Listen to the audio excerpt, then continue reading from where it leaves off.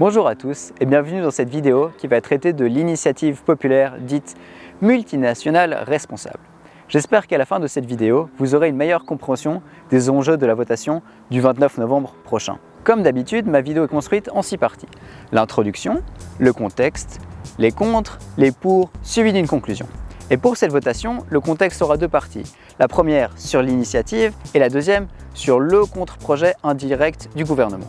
Actuellement, le gouvernement compte sur les mesures volontaires des entreprises pour le respect de l'environnement et des droits de l'homme. Et ce, pour les entreprises suisses en Suisse, comme pour les entreprises suisses basées à l'étranger. Mais bon, on peut sans difficulté imaginer que les tribunaux suisses des prud'hommes, qui traitent le droit au travail, fonctionnent un peu mieux que certains tribunaux des pays dits en développement. Et c'est bien là le souci. Qu'est-ce qu'il se passe si des entreprises internationales débarquent dans ces pays et profitent de leur position de force pour soudoyer les autorités locales afin qu'elles ferment un peu les yeux sur certaines situations, disons, un peu borderline du point de vue des droits humains ou encore du respect de l'environnement? Actuellement, en cas de plainte, les plaignants peuvent passer par un médiateur que sont les points de contact nationaux, mis en place selon les conditions de l'Organisation de coopération et de développement économique.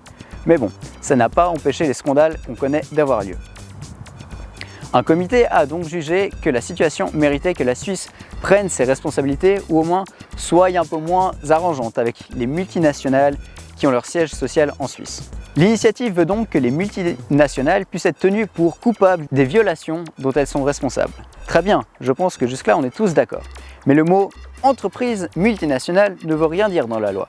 Du coup, l'initiative s'appelle en réalité entreprise responsable. Tiens, c'est moins vendeur d'un coup. Bon, maintenant qu'on a une initiative qui s'applique à toutes les entreprises suisses, qu'est-ce qu'on a d'autre écrit là-dedans? À l'alinéa 1, ils disent que la Confédération doit prendre des mesures pour que l'économie respecte davantage l'homme et l'environnement. Bon, ok, bonne chance à ceux qui devront écrire une loi d'application pour ça. Parce que oui, là on vote sur un paragraphe qui devra ensuite être transcrit dans des lois. Et des lois qui tiennent compte de toutes les contraintes juridiques. Bon, on est d'accord, ils sont spécialisés et payés pour ça.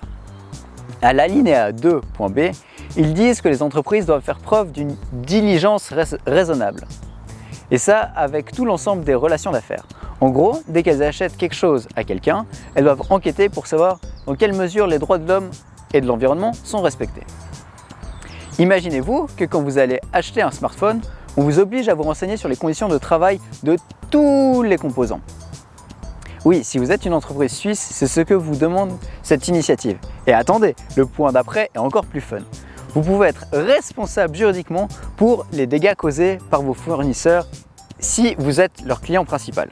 Bon, quand le gouvernement a vu arriver cette initiative avec les signatures, ils se sont dit que ça allait être la merde si ça passait tel quel.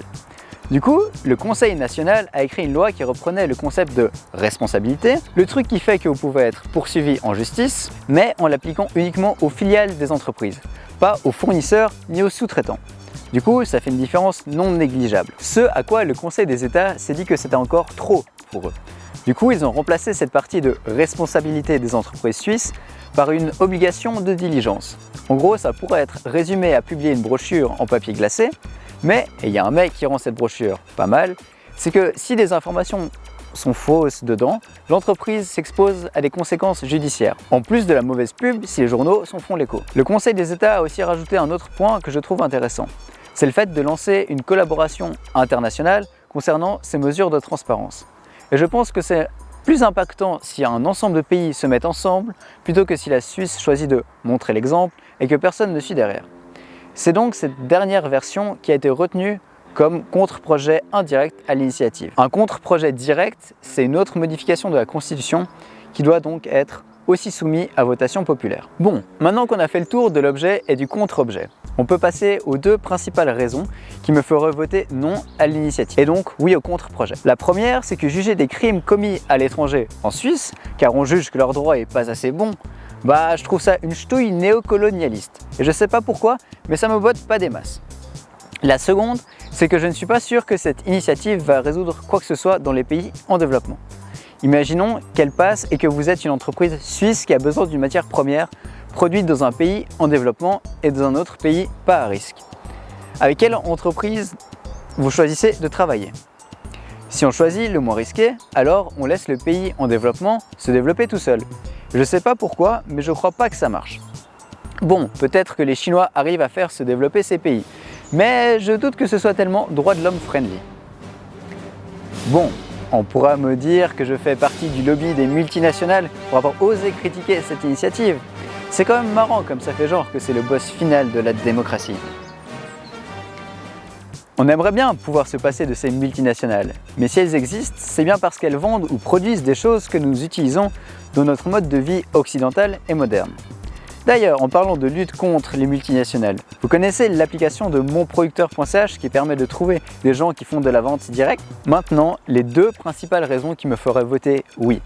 La première, c'est par principe. Je sais, c'est pas très raisonné ni creusé pour quelqu'un qui fait des vidéos politiques, mais bon. Ça ne m'empêche pas d'adhérer au fond de cette initiative et donc la soutenir en votant oui. La deuxième raison est qu'imaginons qu'elle passe, que des multinationales frauduleuses, ne voulant pas changer, se barrent. Coup dur à court terme. Mais ensuite, celles qui resteront en Suisse bénéficieront d'une meilleure image, car elles seront restées malgré un durcissement de la réglementation. Du coup, cette vision pour du moyen terme me plaît bien. En conclusion, je trouve cette initiative noble dans ses intentions, mais je doute des résultats de son éventuelle application. À côté de ces lois fédérales, il existe des normes écrites par des spécialistes et reconnues internationalement. Coucou ISO 26000 et ISO 14000. C'est quoi la différence entre des lois et ces normes? C'est qu'un des deux est là pour aider les entreprises à s'améliorer et l'autre pour taper sur les doigts des méchants. Merci de m'avoir écouté jusque-là. Je vous invite à partager sans modération cette vidéo autour de vous, car dès le 29 novembre, elle n'intéressera plus grand monde. Je tiens encore à remercier les personnes qui m'ont donné un peu de leur temps pour échanger autour de cette initiative.